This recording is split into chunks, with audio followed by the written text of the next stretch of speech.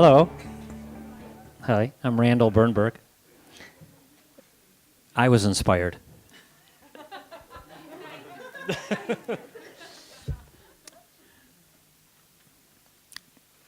I was 4 years old, and my mother was standing below the tree, and I was about 3 meters up at 4 years old. And my mother looked up at me and she said, "Get down from there, you're going to kill yourself." I either fell or I have had Höhenangst. I've been afraid of heights my entire life.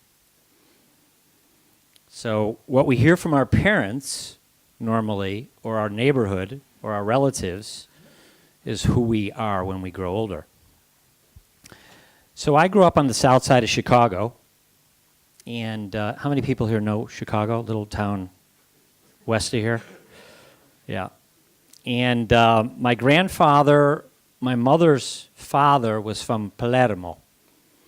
Now, I don't know if anybody knows anybody from Palermo, but they're all mafia. All of them. And my grandfather was a very brutal man. He used to hit my mother in front of the kids. So what did my mother do? My mother learned from her father to hit her children. So when I was 6 years old, my mother started hitting me because I had another brother when I turned 6, and I wasn't the center of attention anymore, so I had to act up, so to speak. So she started hitting me when I was about 6, and that went on for a long time. And then, let me explain. My grandfather had 4 children. My mother, her 2 sisters, and my uncle. So a man, 3 women. And my uncle, those of you who know anything about mafia, my uncle was to follow in my grandfather's footsteps, take over the family business. My grandfather had a gambling casino in his basement. So my uncle was to follow that. The only problem was he couldn't. Because in a mafia family, there are 2 things you don't allow. Women working. This was back in the 60s and 70s. And homosexuality. It's a no-no. So my uncle, he's going to come into the story in a minute. My uncle was gay. So my mother just got hit by her father, and she basically just spread that further. And then my uncle, because he took a liking to me, then I found out later that he really took a liking to me, and that came out when I was 21 years old. So he did what he needed to do in this sense. I guess you know what I'm talking about. When I was 14 years old, something very great happened to me. My brother Bob, it was 1976, and my brother Bob came back from college. This was the hippie years in America. And he came back from college with 2 things for his younger brother. Health food. This was the biological hippie years. And LSD. Cocaine. Good stuff. So I remember my brother said, "Rand, come on down in the basement. I want to show you what I learned in college." Went down in the basement, sat down. He said, "Roll up your sleeve." He pulled out a spoon, pulled out a little piece of cotton, put the cotton in the spoon, put some cocaine in there, put some water in there, lit it up, took out a needle, pulled it in, and he put it in my arm. Crazy story, huh? Crazy story. Gets better. I said, "Wow, that's fun." How many people have done that here? You're going to have to say it. As I got older, I kind of liked this stuff. So when I was 18 years old, my cousin Michael, who got back from Vietnam, and I don't know if you know, but the soldiers in Vietnam were fed drugs by the American government to keep them fighting. So when I was 18 and we were sitting in his pickup truck, he said to me, Rand, you know what I learned in Vietnam? I said, no, what? He says, heroin. I was like, okay, what's that like? He goes, well, why don't you try it? So I went like this, and he put heroin in my arm. Okay? So let me backtrack here. I was physically abused by my mother. I was sexually abused by my uncle. I had did drugs throughout my whole life in those teenage years. I was in jail twice for beating up black people south side of Chicago in the 60s and 70s. That's what you did. Okay? So now watch this. I got out of the neighborhood when I was 18 years old. I went to college. I went to a school called Loyola University. And the only reason I went to college at Loyola was because they had a sister school in Rome, Italy. I was on my way out of the neighborhood. So I went to Loyola, and after my second year, I applied for their junior year abroad program. I flew, my uncle paid for it. See, the good thing about that uncle story was, that's why I'm awfully happy, is my uncle felt so guilty about what he did, he gave me lots of money. He was a millionaire, by the way, and he gave me lots of money. He sent me to Italy, 1985-86. I was there for 1 year. I did my junior year in school there, and he sent me $1,000 every 2 weeks. So you can imagine I was living big. So I went to school, 85-86. I came back in July of 86, and I said, oh my God, that was the most amazing year I've ever had in my life.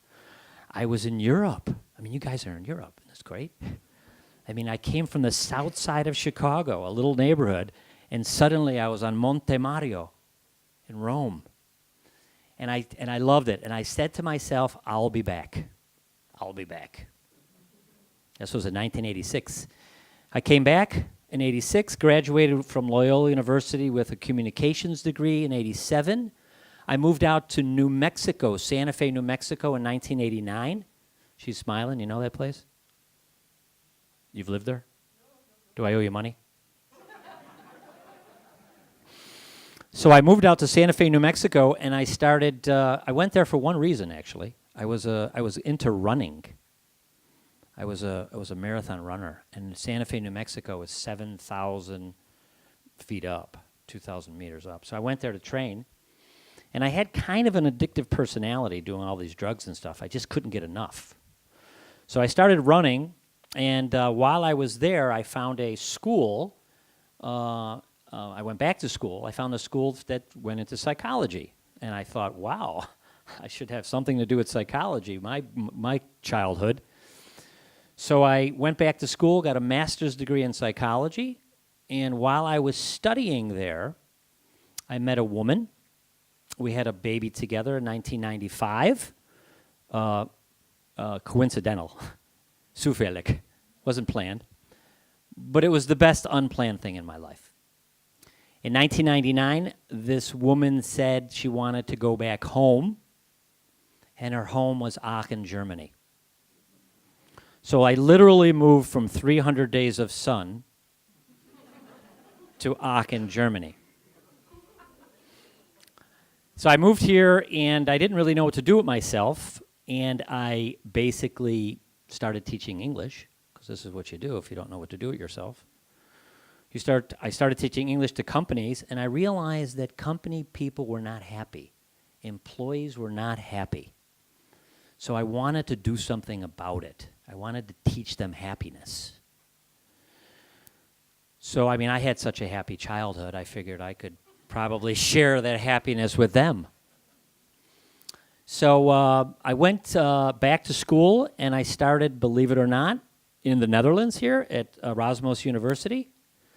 And they have a happy institute. They have a happiness institute. They study happiness there at Erasmus. Believe it or not, yeah. So I'm actually doing my doctorate degree, my dissertation, and I study happiness. So while I started to study happiness, I started to realize that my childhood, I had to take another look at my childhood and see what were the good things that happened, okay? So the name of this is Awfully Happy, Awfully Happy. So I took a look at my childhood, and there are things in psychology called reframing. It's called reframing. How do you look at the past and try to look at what you got, really, positive stuff? Let's start with my grandfather. My grandfather was one of the meanest men I ever met, but he taught me two things: rituals and traditions, and respect. These are the two things, if you look at science, are things that help us. For example, children who eat with their parents regularly when they're young are 20% less likely to do drugs and alcohol later. That ritual actually keeps children cleaner because they have a relationship with their parents. Okay. The neighborhood, all the drugs and the fighting I did in my neighborhood, community, it taught me the sense of community. This here. And thank you, Myrtle, for this is community here.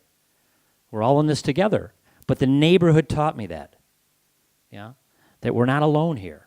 Although I did some crazy things in the neighborhood, it taught me that we're all in this together, yeah. And so what I study is American happiness in Germany.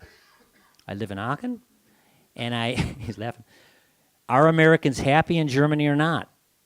A lot of them aren't at the moment. I think you could know why. A lot of them aren't. But I study their happiness. Are they happy? And it turns out that Americans are happy in Germany. There are reasons why. I would get into that if I had more time. Anyway, my story goes on. I got into teaching. I got into teaching people happiness. And when I look back at my childhood now, all those things that happened to me, little Randy being abused in every way, all these years have gone by now. And my daughter is 22 years old. And I stayed with her in Germany. I stayed with her. Her mother and I are not together anymore, but I stayed with her. You know, and my daughter, when she was 4 years old, my daughter was up in a tree. And she looked down and she said, "Guck mal, Papa, guck mal." And I looked up and the voice inside my head went. And I looked up and I said, good girl, go higher, go higher." And she went up 8 meters. "Guck mal, Papa, guck mal." And I said, "Good girl, I'm so proud of you." And I just put my head down.